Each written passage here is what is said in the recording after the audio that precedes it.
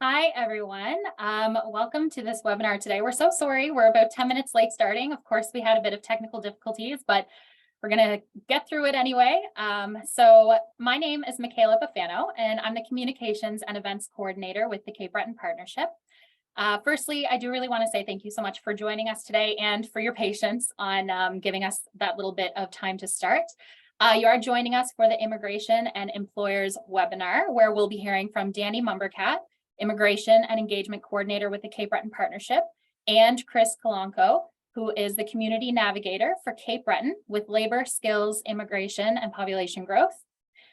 Today, as you can see, we are using the Zoom webinar platform, and as an audience member, you folks can take comfort in knowing that we're unable to see you. We can't hear you as well, so if you do need to stand up, stretch your legs, maybe refill your coffee, you're totally free to do so.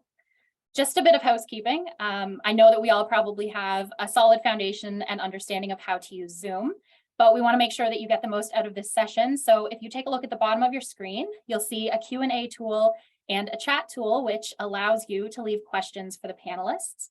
We will be holding all of the questions that are submitted until the end of the session. So any questions for our speakers will be addressed closer to 12:30. We also asked that if you had any questions for our speakers in advance, so during the registration process, many of those questions that were collected will be addressed today.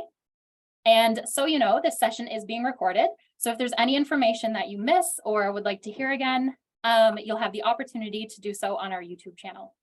Lastly, if there's any technical issues that arise, you can let us know in the chat function and we will do our very best to help you out and get that sorted.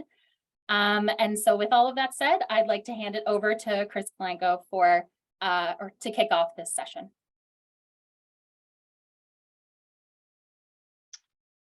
Hello, everyone. Thank you very much for joining us today. My name is Chris Kalanko. I'm a community navigator with Labor, Skills, and Immigration and Population Growth.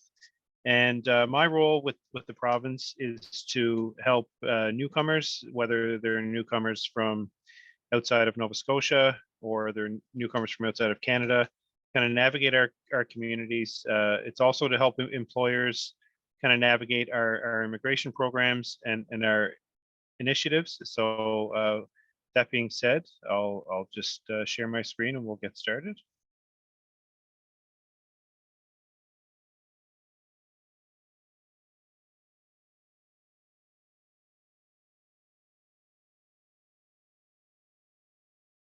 Oh, just 1 second.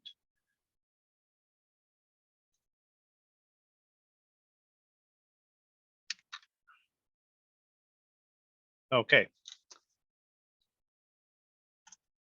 So this is our team for immigration and population growth. As you can see, I'm a community navigator. We have navigators in the southwest part of the province, Pictou, the Valley, Halifax. We're currently hiring for the Colchester region, but this is basically our team. Anyone on the call today who has ever had to deal with our department probably knows Leanne very well, as she seems to be our resident expert in a lot of our programs, and we rely on her heavily as well. So the province of Nova Scotia recently adapted a mandate of doubling our population to 2 million by 2060. And this involves attracting immigrants from all over Canada, all over the world, to the tune of 25,000 a year. And we understand that with Halifax being our largest municipality, that a lot of those immigrants are going to kind of gravitate naturally there, but there's also a strong push to grow other parts of the province kind of in concert with the growth that Halifax enjoys. So that's part of my mandate, is to help newcomers settle in Cape Breton and find services and be part of our inclusive communities here.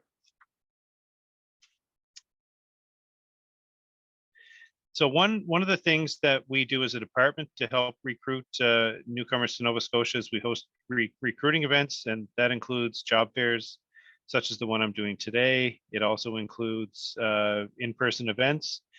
One of the events that we're participating in very soon is the Emigrati Beurs. It's a attraction event in Amsterdam where we send staff over, and then we'll talk to people who want to be immigrants to Canada, and we'll basically describe what our immigration programs are. We also at times have Nova Scotia companies that will join us on missions, and if they can't join in person, they can submit jobs to us that we could basically display at the fair as well. So if you'd like to learn more about that, you can get in touch with me after the event, and I'll put you in touch with people in our team that can help you participate in those international and national recruitment events. So one of the things that I mentioned is our domestic marketing campaign, and that involves attracting skilled labor from all over Canada. And as many employers are aware, and many people who live in our communities are aware, over the past 20 years, we've lost a lot of our young people to jobs out west with the promise of big money in the oil sector. But we're starting to see kind of a turnaround with that now, where a lot of young skilled workers are deciding to apply their trades right here in Nova Scotia. And one program that we have to do that is called the MOST program. It's more opportunity for skilled trades. And basically, the way the program works is that once the skilled worker who is new to Nova Scotia for the 2022 tax year files their taxes, they will be refunded their 2022 provincial tax portion.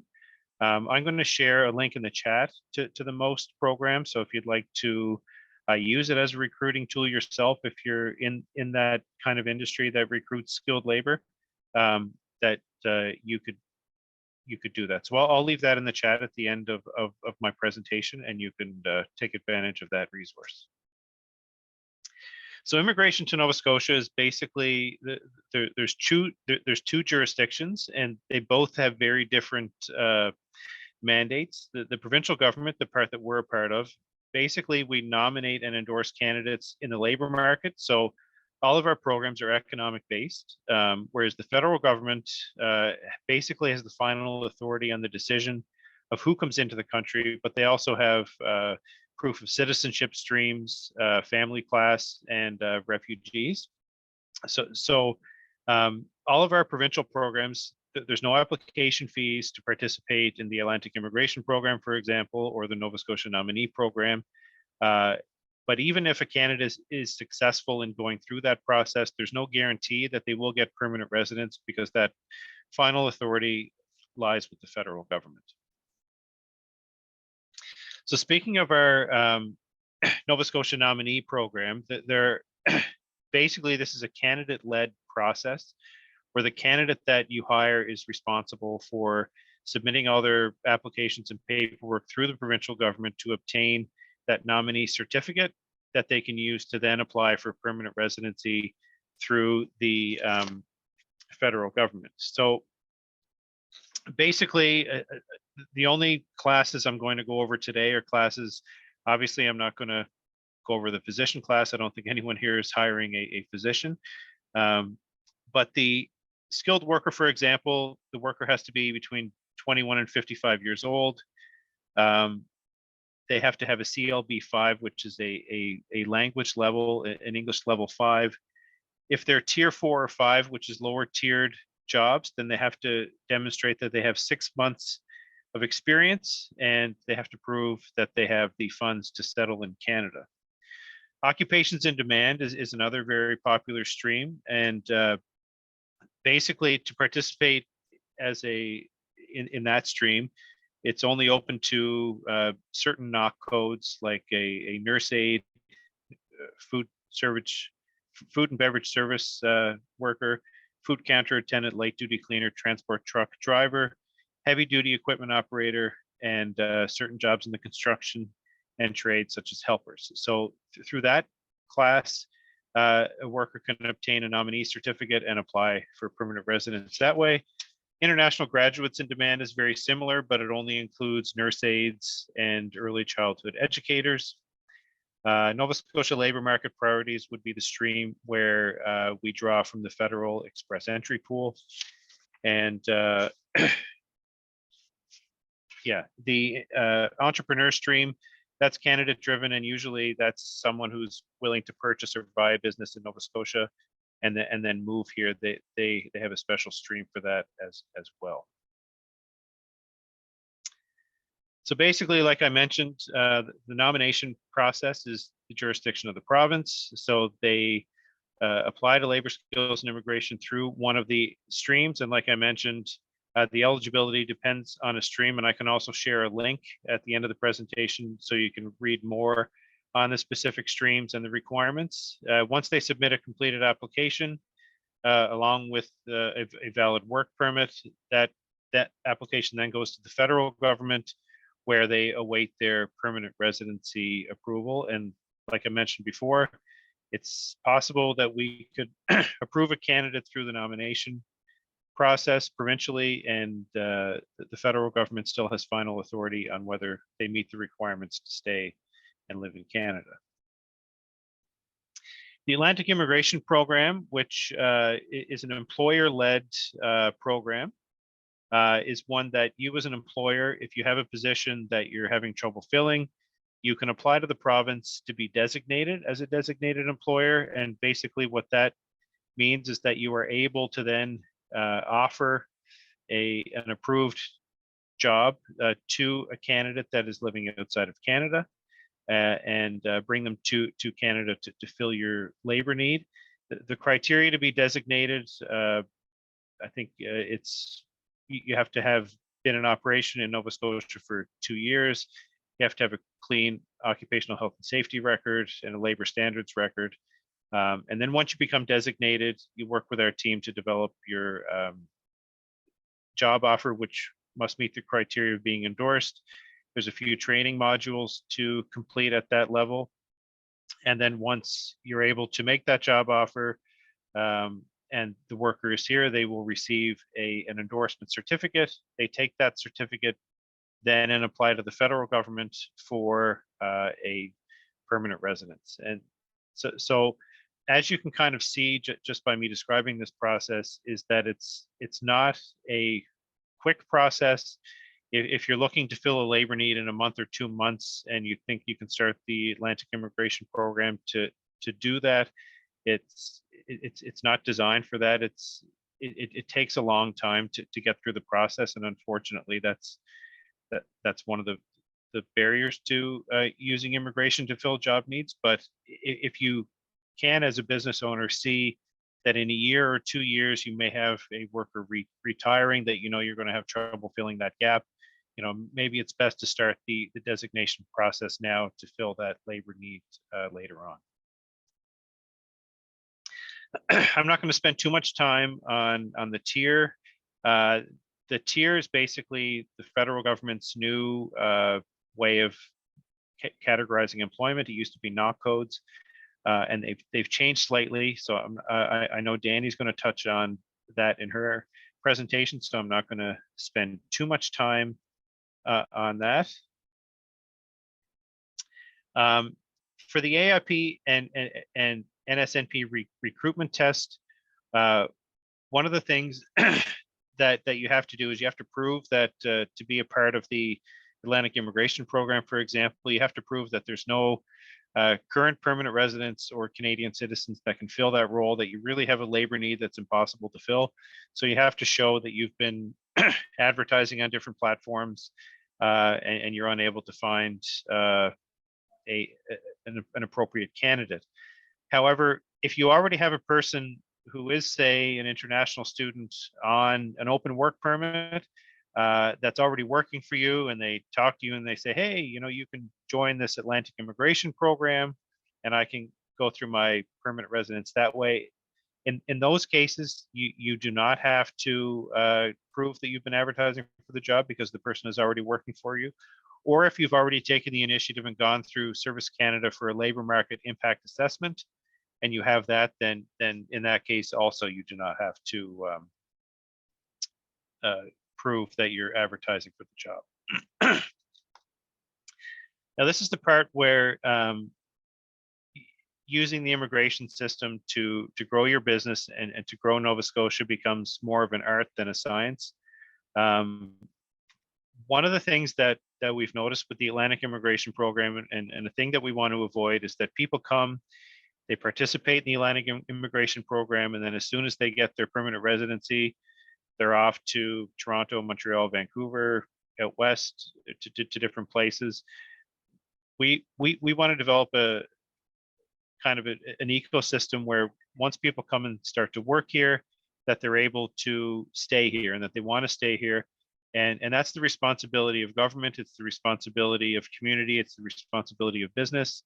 I know, for example, a community navigator in PEI mentioned that there was a group of businesses that had hired some international candidates, and they would, often just say, hey, if you need your driveway cleared, then it's Bill in the blue house down the road, or we're having a potluck at our business, and we'd love if you came and shared some of the delicacies from your home country. So anything that you can do as an employer to make them feel welcome in your community will pay dividends, because once someone feels included in a community, then they're more likely to stay, and that's good for us as a region. It's good for you as a business owner to avoid that turnover, and it's also great for the candidate as well.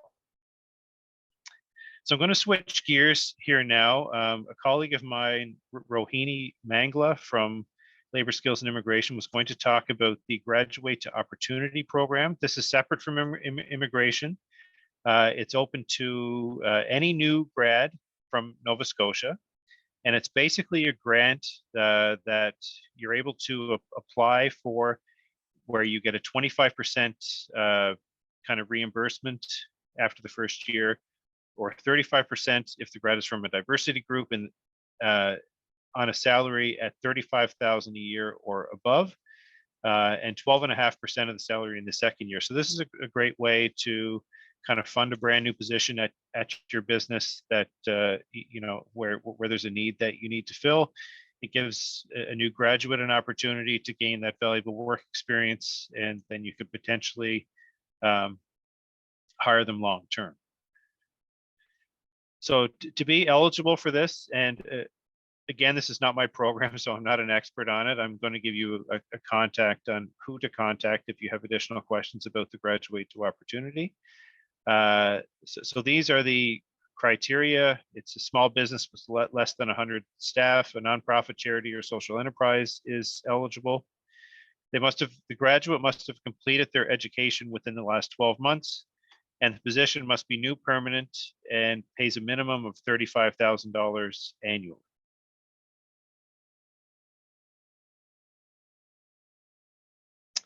Currently, there are 1,000 employers in Nova Scotia that use this program. 2,300 graduates are benefiting from the Graduate to Opportunity, and 50% of the grads and are still in Nova Scotia after 2 years. So this is another great program to keep our young people in the province.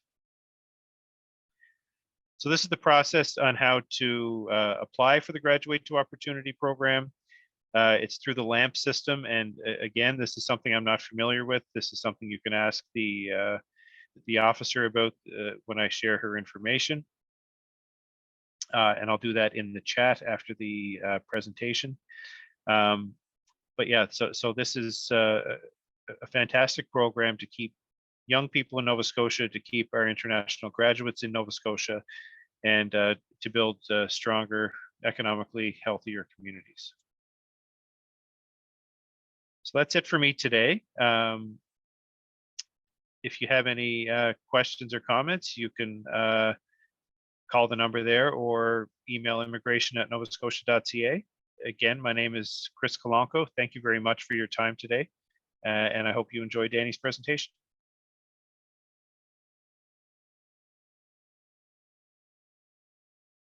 All right, well, welcome everyone. This is part 2 of our webinar over lunch. My name is Danny. Hang on one second here. Perfect. So I just wanted to start out with our agenda.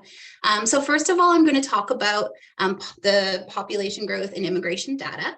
I am going to do a brief overview of the immigration pathways, as Chris already did speak to some of them. I am going to elaborate a little bit and go over an overview of immigration documentation requirements for each of the programs. I am going to do an overview of the National Occupation Classification, which is recently updated as of last year. I am going to talk about the Canadian language benchmarks, also known as the CLB, which are used to determine a minimum required language level in English or French. And I am, along with Chris, going to do the pre-submitted questions, answer some of those, and then at the end, we will take some live questions from the chat. So again, my name is Danny Mumbercat, and I am the Immigration Engagement Coordinator at the Cape Breton Partnership. A little bit about me, I do have a background in human resources, specializing in recruitment and selection. So I have plenty of experience assisting with immigration streams for permanent residency. The immigration services at the partnership. So my role at the partnership is dedicated to providing guidance and assisting employers and newcomers navigate the different PR pathways. So this does include the Atlantic Immigration Program and different streams of the Nova Scotia Nominee Program. And I'm also able to support employers and newcomers with AIP endorsements and NSNP nomination applications, as well as answer any questions on eligibility and documentation that is required. My coworker here, also part of the immigration services, is Kelly McKinnon. She is our labor market and immigration advisor.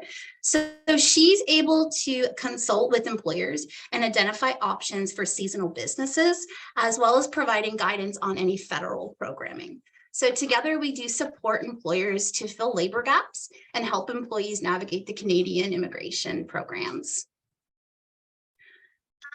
I always start my presentations with this screen here. So the importance of immigration. So if you're not already thinking about immigration, you probably should start. The Conference Board of Canada tells us that 100% of Canada's net population growth will be through immigration by 2035. So basically, to sum it up, people are aging and dying, and there isn't enough people that are being born in order to support that mortality. And the labor market shortage that we're experiencing right now is only going to get worse. So Canada is aging, Cape Breton's aging even more so. So we'll be competing with the rest of Canada for newcomers for our growth. So to summarize that in a little bar graph here, this is just some information on population and age data. So as you see, Canada's, that working age, 15 to 65, the percentage of people is about 64%. Over 65 is 19, and then you're under 15 is 16%. If you look at Nova Scotia, you'll see it's pretty similar. The working age there is 63.7, 22% are over 65. But looking at Cape Breton, you'll see our working age is definitely lower than Canada and Nova Scotia, and our percentage of individuals over 65 is higher than both. So population for Cape Breton right now is 132,019 people, which is positive because we have risen 9 people since 2016. This may not seem like a lot. However, it's the first increase that we have had since 1976. So we're definitely on a path of growth. We just have to do it a little more quickly.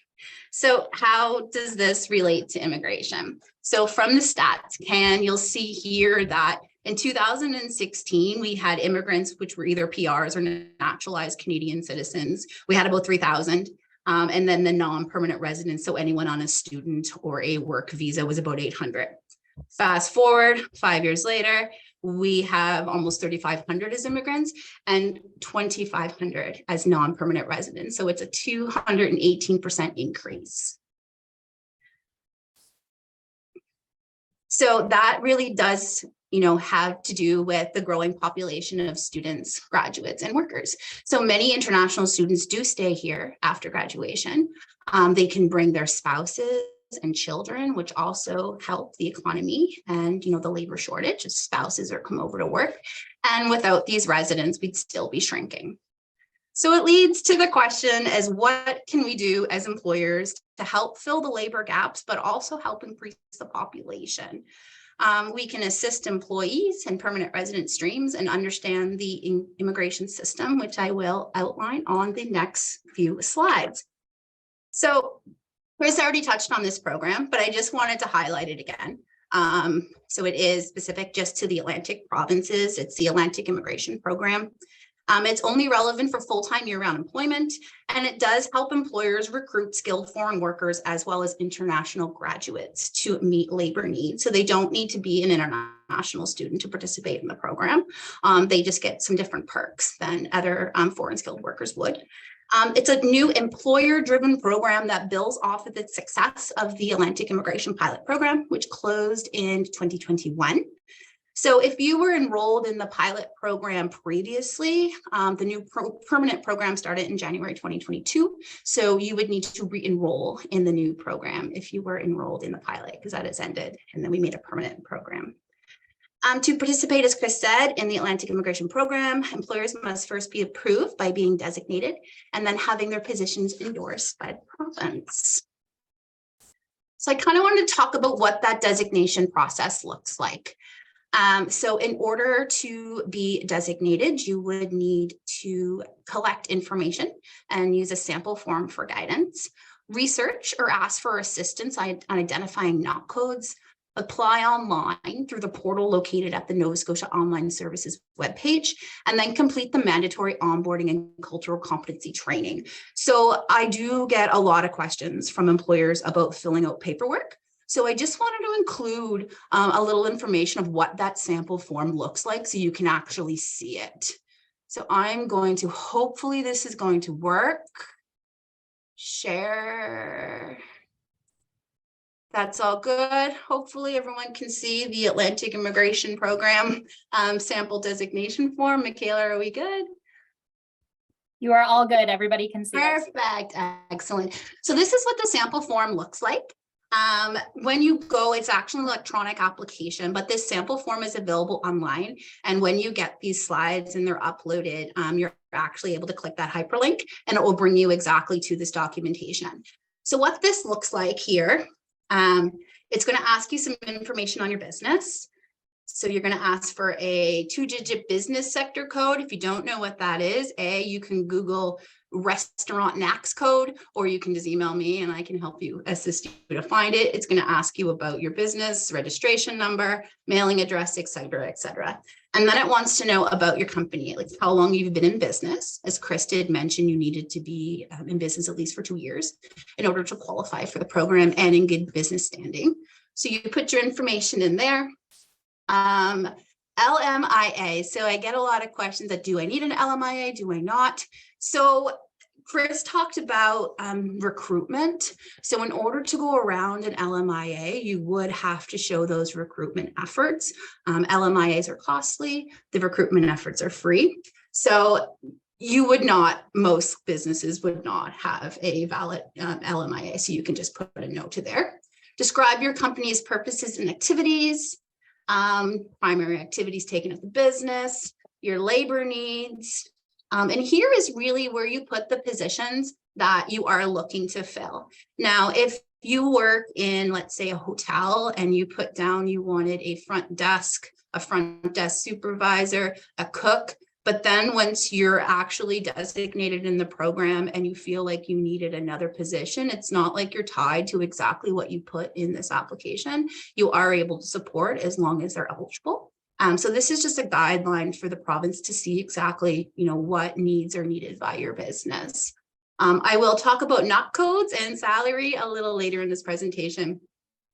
Now here is, please provide the number of expected hires in each of the following 3 years. Now this hasn't been updated yet to the site, but pretend that it says 23, 24, and 25. You need to put a number. So if you need 2 people this year, you need 3 people next year, but you don't know what you're going to need the year after, put a 0, put a 1, put a number. So they do want a number in this application. And then use of a representative, that's if you're using somebody else to fill out the application for you. And Commitments to settlement supports. So in order to qualify for the program, you do need to involve yourself with a settlement support worker. So they are available through YReach and through CBI-CI. So if any individual wants to sign up to be designated, I am happy to provide you information for our local settlement support officers that we do have locally here. And that's really it. So you go and you sign your life away, and then you're going to go and you're going to do the application online. It is identical to what the sample looks like. You'll see each of the headings on the left-hand side. It's very, very user-friendly. So I'm going to go back to my PowerPoint here. Hopefully this works as well. So that's the designation application form. So let's just say your business is designated, you have an employee that you want to endorse. Now, this is a employer heavy program. The employer needs to submit all the application information. So they need to collect things from the employee as well as provide things themselves. So the employer responsibility would be position information. There is an IMM 0157. So that's just information about the business and the employee. Position description, so that could be your job ad, or if you do have job descriptions of this particular individual that you're looking to endorse, you can upload that. A conditions of employment letter, so that is a reference letter. It goes two ways, you can call it the same. What that does, it just says that, you know, your employee is at this position, at this job for X amount of years from this date to this date. This is their salary, these are their roles and responsibilities, they're full-time permanent, and any sort of benefits that they may have. They could have, you know, 2 weeks vacation, sick days, what sort of holidays they observe. So they just want to know exactly who this employee is. So it's a reference letter. A signed job offer, and a copy of the employer registration certificate. So that is available through Vital Statistics. All you have to do is Google Nova Scotia employer registration certificate. That allows you to employ skilled foreign workers. And then if required, recruitment efforts. Now, the employee responsibility for the endorsement, they would have to provide you with dependent information, their work experience, their language test assessment within the last 2 years, their education completion letter from a Canadian university, or an educational credential assessment, and a settlement plan that's signed.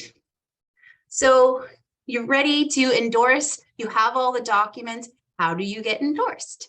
So I will share that screen as well and show you what the endorsement sample application looks like. Share. Okay. So this is quite similar to the designation, but it's going to be about the actual employee. So this is the sample form. Again, you're going to put your business information in there. And you're going to talk about the position. Is it a full-time position? Is it permanent? What's the salary? Any benefits that they have? The worker information. Again, they're going to provide you, your employee, with any sort of dependent information in case they're taking a spouse or any children with them.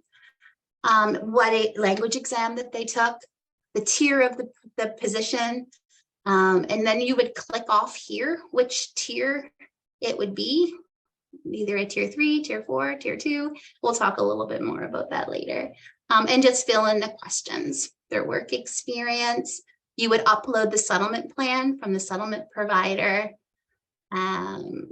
You would put in your recruitment information. So again, this sample is available. It's hyperlinked inside of my presentation that you can go and you can fill it out by pen. So when you're ready to actually do the online portal, you already have all the information available for you. Great. I'm going to go back to this one. Perfect. So again, Chris talked about the provincial nominee program. Sometimes we call them the Nova Scotia Provincial Nominee Program. So NSNP or PMP, they're essentially the same thing. I'm just going to talk about the two that are most common. It is the skilled worker. There are 8 different categories under the provincial economic class, but skilled worker and the occupations in demand is definitely the two that are used most frequently.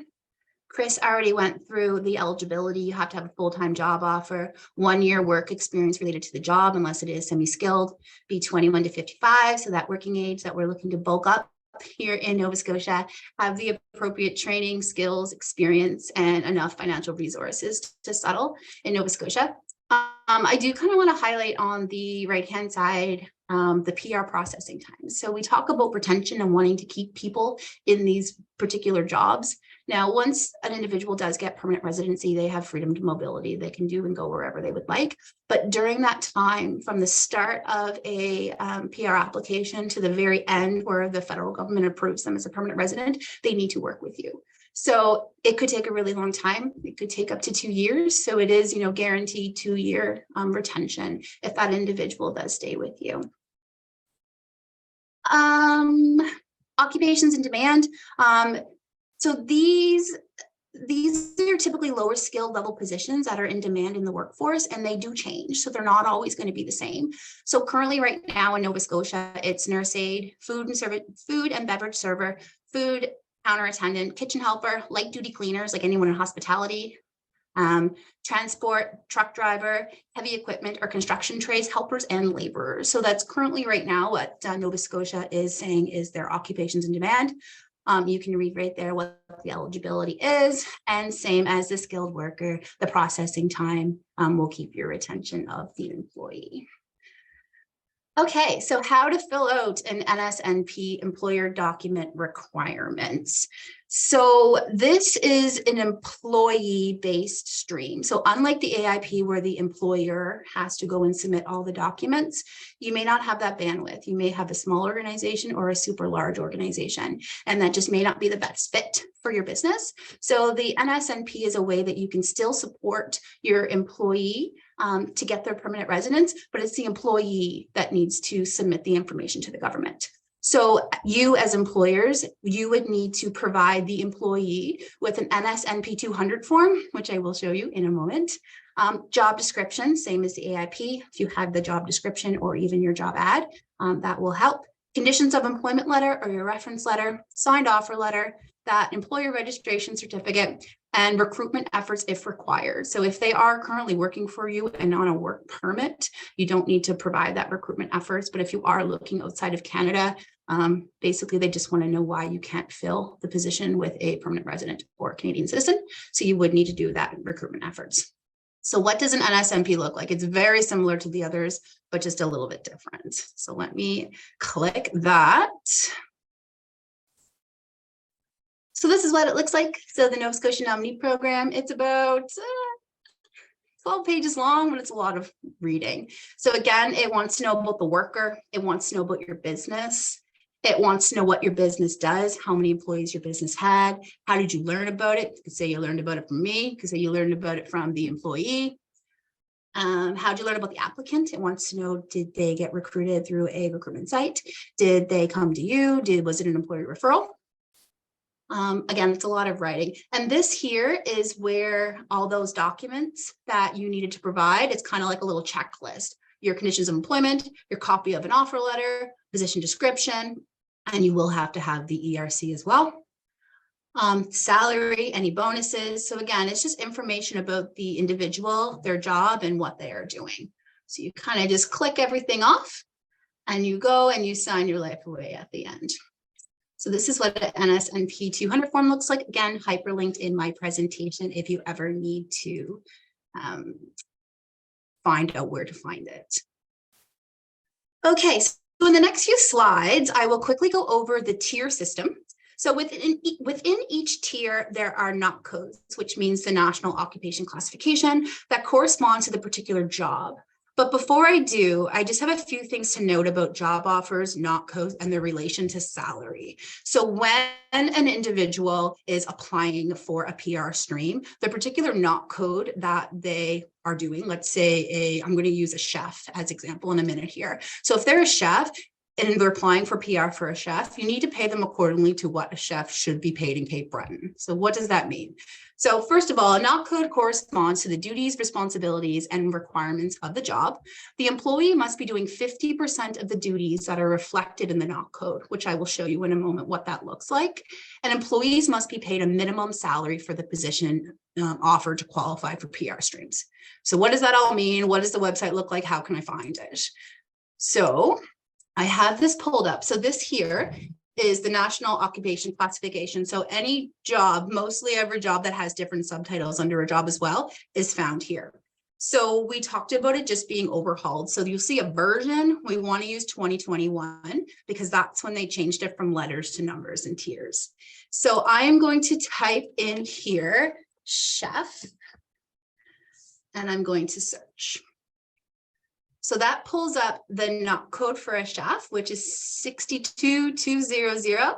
It tells me what organizational category it's under and what tier it is. So it's a tier 2. So if we click on chef, it will give us an example of other types that are also under this particular NOC code. So chef, corporate chef, sous chef, head chef, pastry chef, specialist chef. It gives the main duties and responsibilities of this particular NOC. It gives the employment requirements. So for a chef, you should have, a trade certificate, culinary school, et cetera, et cetera. Any additional information, and then some exclusions, because a chef and a cook are different and their experience, their duties, and their education are going to be different. So if you're looking for a chef, this would be the NOC code for a chef. Now, how does that correspond to salary? So if we click here, the job bank has wages that are available for anyone to view. So what you would do is you could either type in 62200 or just type in chef, and it will pull it up with the NOC code correspondent to it. So we select, and it's going to give you the salary requirements for chefs all across Canada. So you're going to see Canada, their medians, Newfoundland, it's going to show you PEI. We want to look at Nova Scotia. So we'll click on Nova Scotia. We will go down to Cape Breton. You'll see it's $14 an hour is the minimum that you need to pay. The median would be 20, and on the high is 28, which is different than the Nova Scotia. So Nova Scotia does have the minimum wage there for a chef. By Cape Breton, our average rate there is $14. Let's just say you have a job. Let's just say it's a seamstress, and Cape Breton region doesn't have any that are a seamstress. You would just go up and take the Nova Scotia minimum. So that is how NOC codes relates to salaries. Okay, great. Okay, so we talked a tiny bit about tiers, and the new NOC system was introduced on November 16th of 2022. Previous to this, job codes were described as a NOC 0, NOC A, NOC B, NOC C, NOC D. So it's now categorized as a tier system from 0 to 5. I just wanted to go through a brief overview of the qualifying tiers for each of the programs that we did talk about. So for the AIP program, to be eligible for the AIP, you need to have a job offer in a tier 0 to tier 4. The skilled worker, you need to have a job offer within a tier 0 to tier 5, and that occupation's in demand. Again, it's targeting that lower skilled job, which is a tier 3 to a tier 5. So some examples of what the tiers would be, what jobs they would have. So a tier 0 is a management occupation. So examples of that would be restaurant and food service managers, not supervisors, marketing managers, any sort of management position, human resource manager. A manager would be in a tier 0. A tier 1 is occupations that usually require a university degree. So we're thinking nurses, engineers, that university degree. Tier 2 would be occupations that usually require a college diploma or apprenticeship training of 2 years or more, or any sort of supervisory occupation. So food service supervisor would be a tier 2, accommodation and travel supervisor, an LPN, or a chef. So they would normally have apprenticeship training of 2 years or more.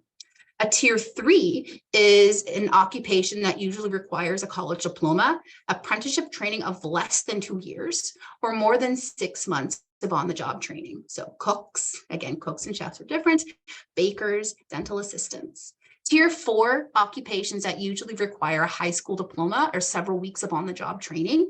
So a retail salesperson, a front desk clerk, a host at a restaurant, customer service representative at a call center, that would be a tier 4. And then your tier 5s are occupations that usually need a short-term work demonstration, but no formal education. So food and beverage servers, food counter attendants, laborers, delivery drivers, landscapers. So that's kind of overview of the NOC. It definitely goes much deeper than that. If you're ever looking for any sort of NOC code or you really don't know what it may be, you can always reach out and I'm able to pop you a few suggestions, but you just need to look in that duties and responsibilities. Okay, Chris touched on the CLB. So it's a Canadian language benchmark. So what are those?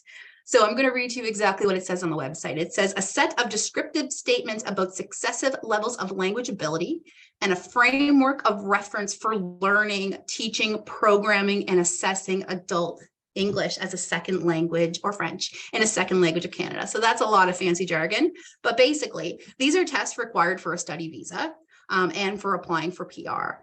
So the individual needs to meet a certain CLB level depending on the NOC. So language, a lot of times for a lot of us, of course, can be subjective to the person listening. So we all hear and understand language differently and accents differently, but there is a measurable scale on what this individual has the competency of what language they are. So basic is a CLB 1 to 4. So this is just simple spoken communication. You're able to listen for simple communication, speak simple communication, read simple written communication, and write simple communication. So it's a 1 to 4. Your intermediate would be moderately. So that's a 5 to an 8. So moderate listening, moderate speaking, moderate reading, and moderate writing. And then, of course, your advanced is a 9 to 12.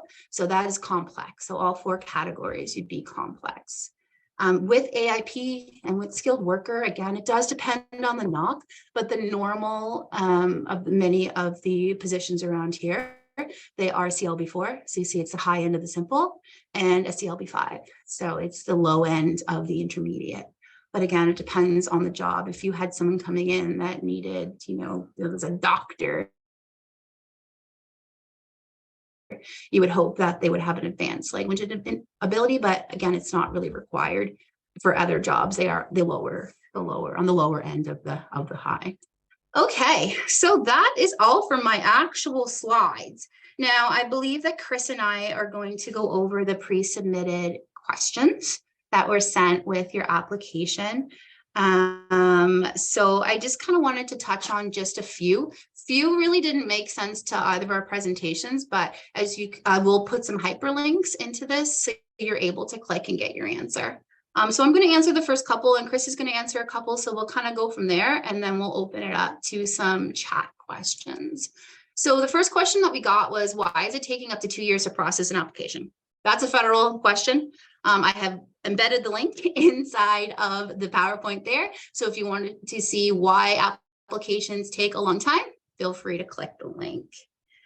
The second is there a process that evaluates out-of-country credentials to help newcomers get work in their field? Yes. So if you have education outside of Canada, you can have it evaluated to what the Canadian equivalency would be through an organization called World Education Services.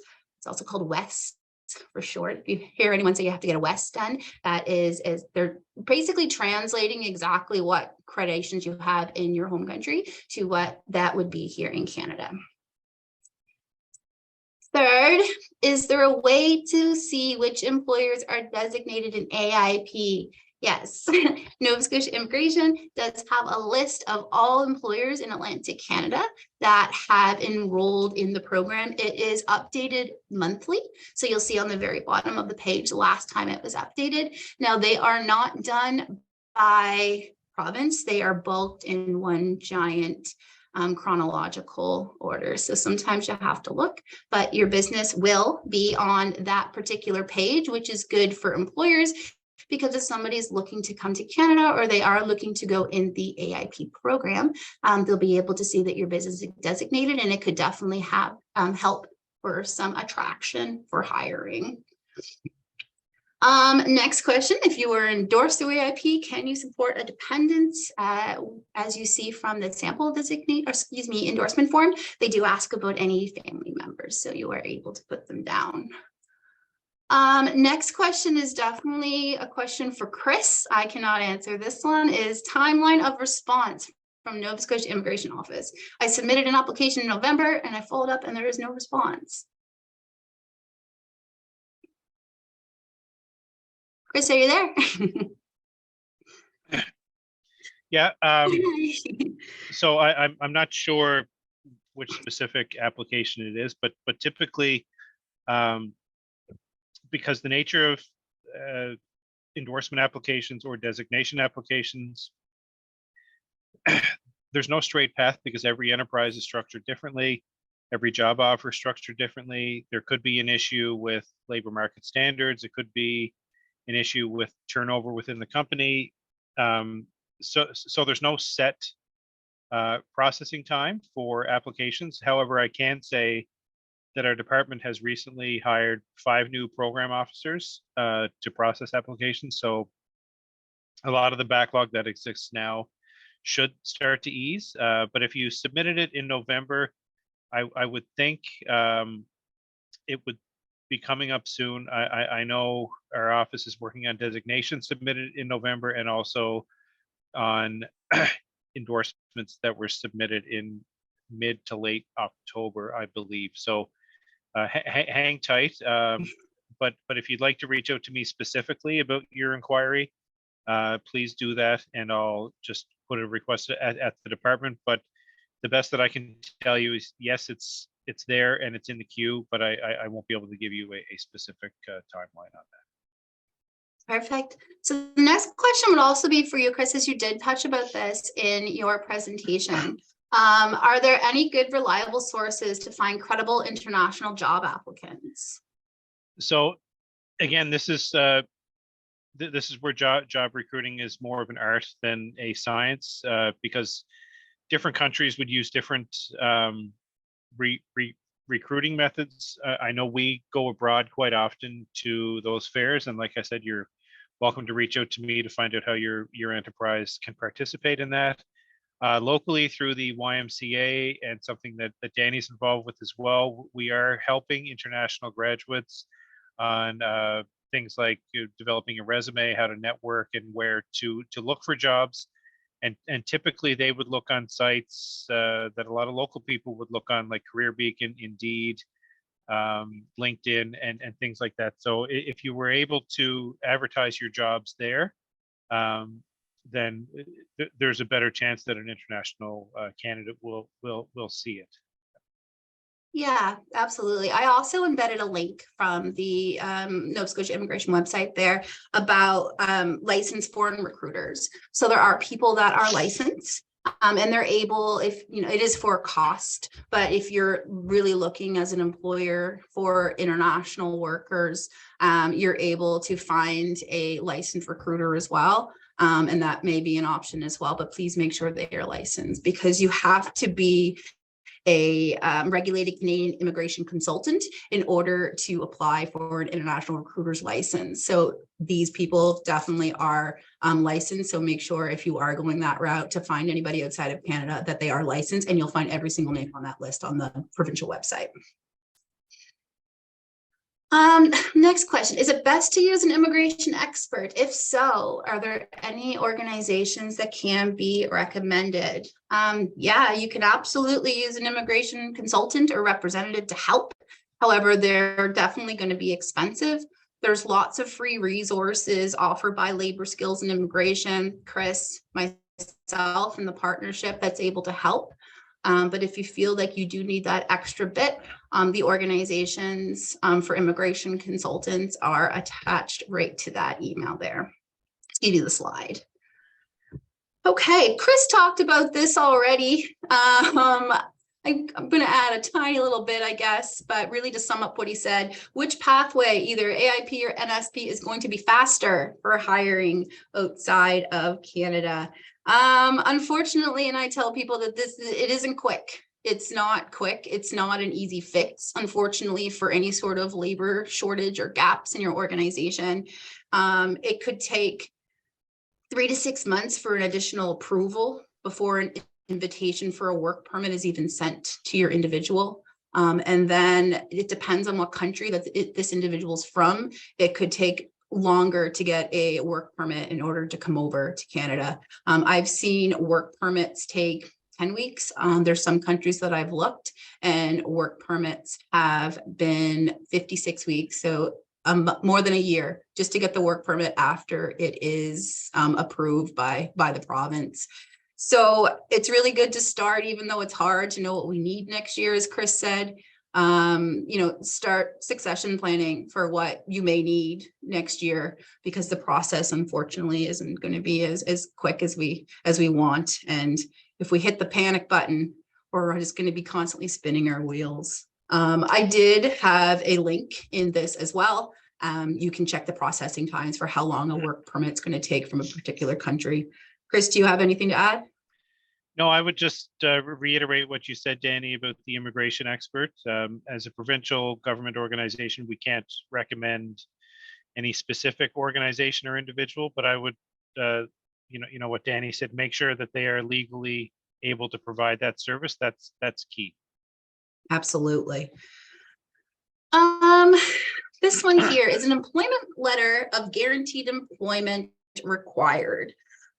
So it is required for all PR streams, as you've seen in my employer paperwork that I did talk about previously. For AIP and for NSNP, you do need to have that reference letter.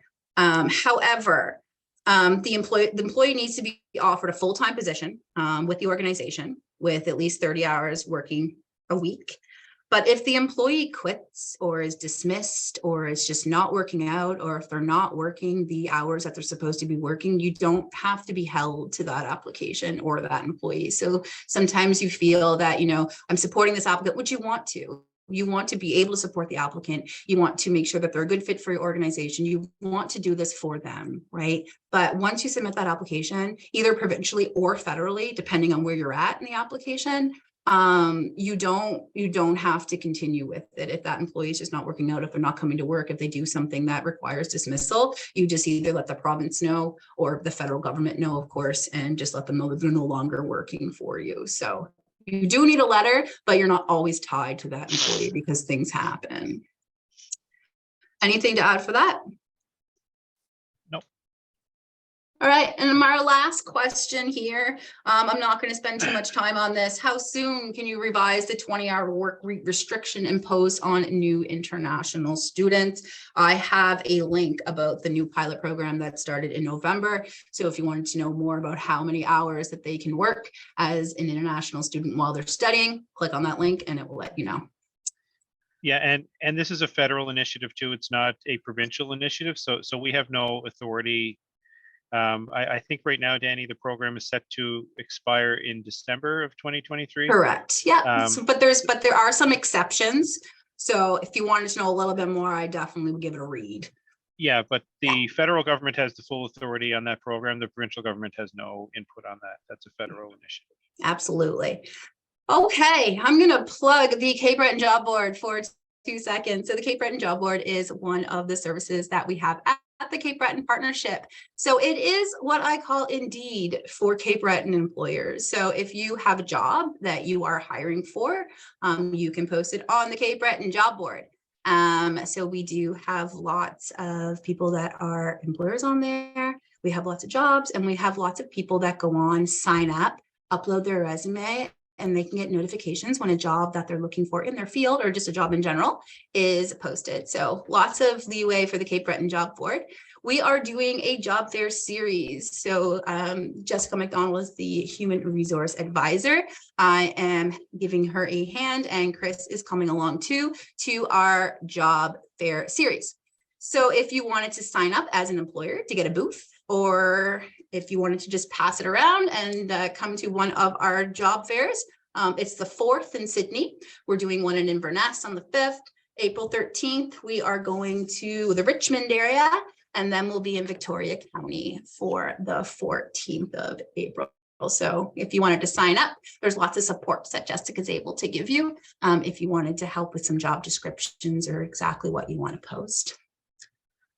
And that is all for me. So thank you so much for listening. I appreciate everyone's patience with my documentation. I know that was a lot because immigration is definitely not an easy subject and it depends on so many different variables. But with my position at the partnership, I'm able to help and guide employers through the process.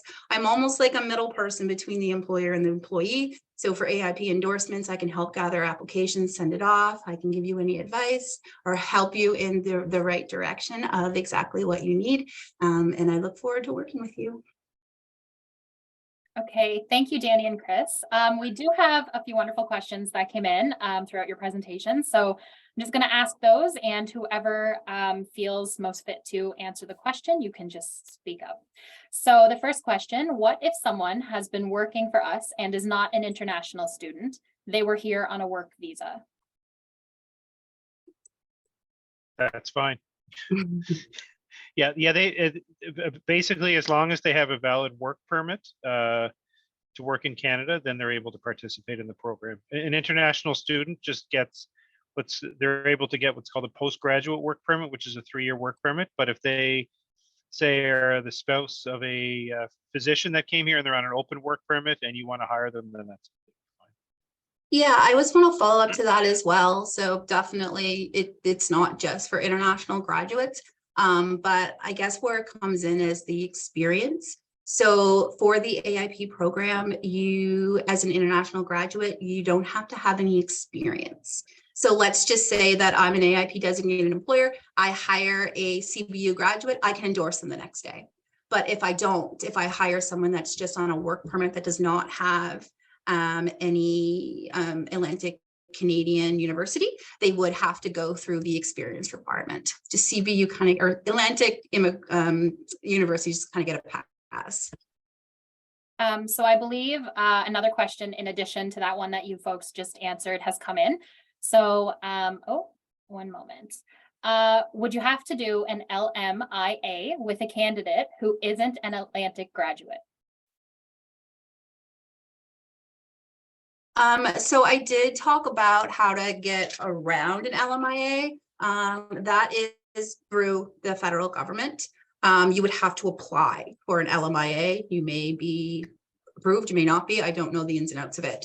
But in order to not do the LMIA, which would be costly for the employer, you would do that recruitment. So you would need at least 4 weeks of posting that job on 3 different recruitment platforms.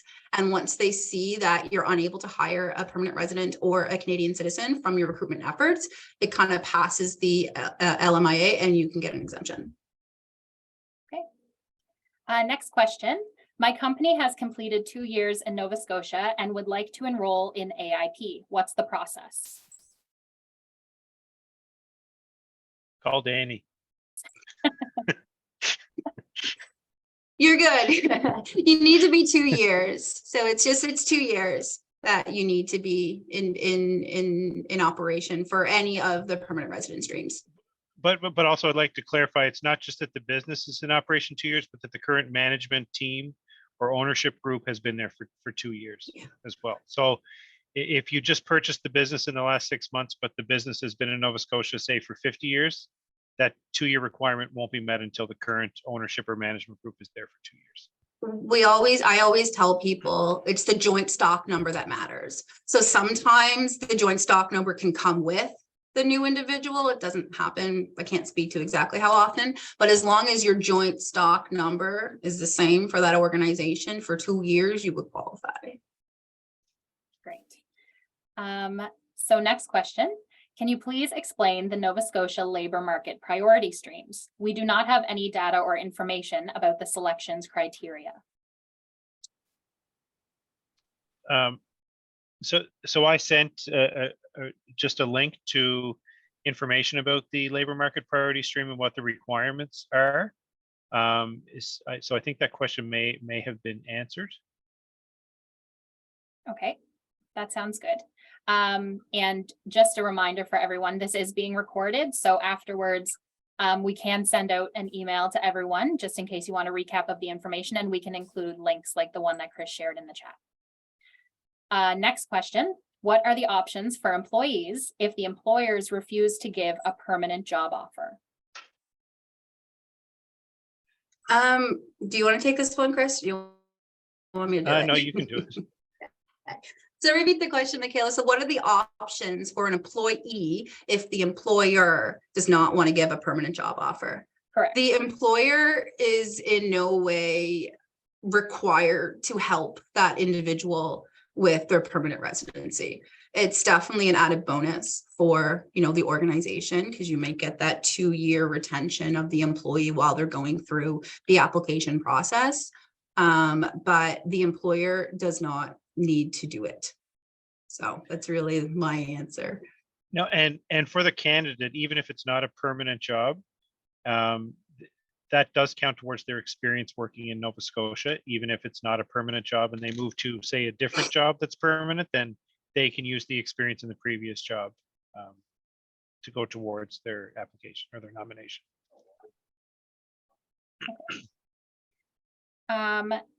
So just to address somebody who had a question in the chat about receiving the presentation by email, after this, we will upload it to YouTube, and probably within the next few days, you'll receive a follow-up email about your attendance at this event, and you'll receive any resources that the folks here today discussed. Moving on to the next question, and I know we are getting quite a few more questions in, so I will be keeping track of all of those, and if by chance we do run out of time, we have your emails and we know who is submitting what questions. So either Danny or Chris will reach out to you, whoever makes the most sense to answer the question, and yeah, they'll get back to you. The next question, we use Mobilité Francophone program through IRCC to hire international employees. We find this program very simple and we haven't had any issues. Why would or should we choose to go through the AIP programs or other programs that are more complex? Do you want to take that, Chris? You want me to answer? Yeah, I would say that you don't have to. If that program is working well and it fills your labor need and creates a path to permanent residence, and that's why there's so many different paths to permanent residence, and all of them aren't equally complex or simple. So if that path is working, then I would stick with that if that's what works. And I just wanted to also say, if you needed a little more information on the Francophone, Kelly McKinnon, again, she is our labor market and immigration advisor. She is a regulated Canadian immigration consultant. She's able to help. And if that individual would like some more information, I can pass on Kelly's information. Okay. Next question, what is the timeline to get PR through the AIP path?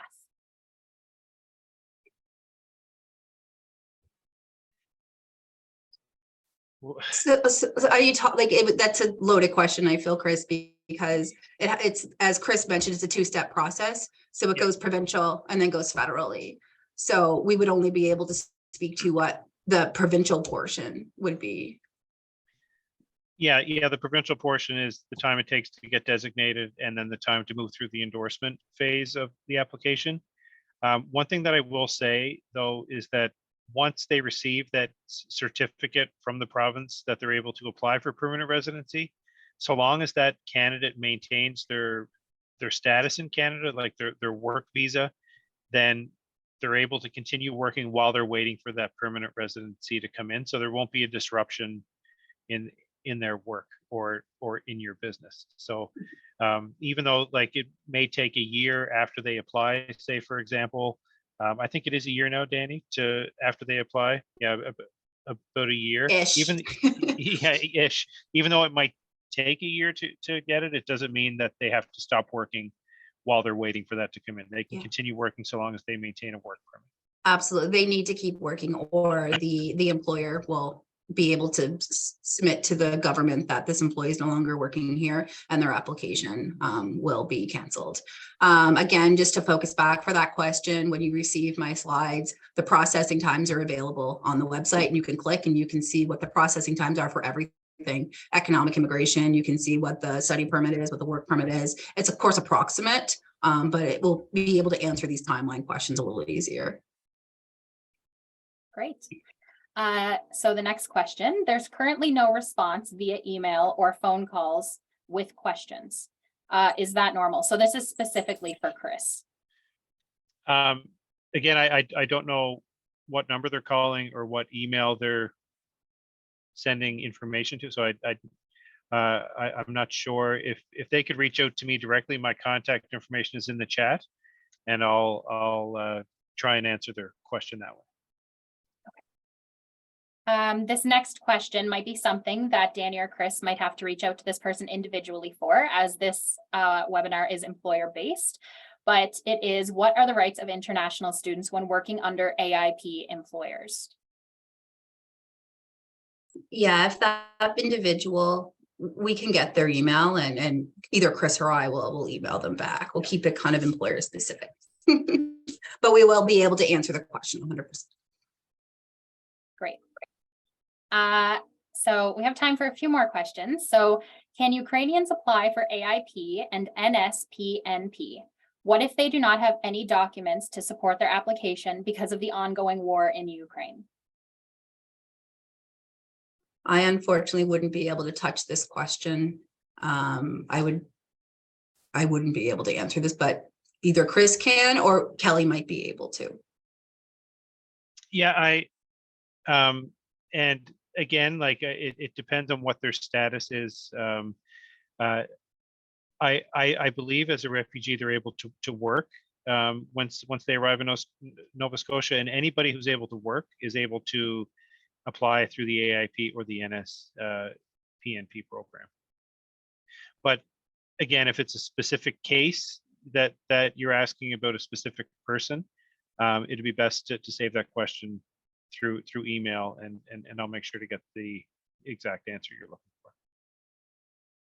Great. I think we have two more questions, unless they keep rolling in. But can you please quickly review how to find the link for average pay again? This is specifically for Danny. This person found the proper knock codes, but can't find the related link from the site. Yeah, it's super easy. So I say Google for everything, but you can go to Google and it's on the job bank. So if you go to job bank wages, it will pull up. So it's through the job bank that you're able to see the wage for all the knocks. So Google job bank wages and it will come up. Great. And I believe this might be the last question. Is the process less time for temporary workers? I believe this may have been in reference to AIP, but I could be incorrect. The person who submitted this question, if you just wanted to clarify, unless both Danny and Chris already have an understanding of what it's in reference to. So temporary workers? Yes. Is the process less time for temporary workers? Well, temporary workers would be somebody on a work permit. So it's all going to group in the same time frame, unless it depends on what type of temporary, the term temporary workers gets thrown in different situations, unfortunately. Sometimes it's actually temporary workers that are here and then go home and then here and go home, but also a temporary foreign worker would be somebody on a work permit as well. So I would need more clarification on exactly what the individual meant. Okay, perhaps that individual can reach out to Danny if they're still looking for the answers. Great. Thank you. And one more question rolled in. You guys aren't getting a break today. I would like to ask if I would like to hire some employee for the healthcare industry, such as home care, where would be the best portal to find them, I believe is the question. You want to get this? Yeah, that's so Nova Scotia, like part of our recruiting efforts, is heavily involved in healthcare recruiting. So if you're looking to hire specifically a healthcare worker, maybe reach out to me after and I'll put you in touch with someone with our team who has recently gone to these missions to recruit healthcare workers.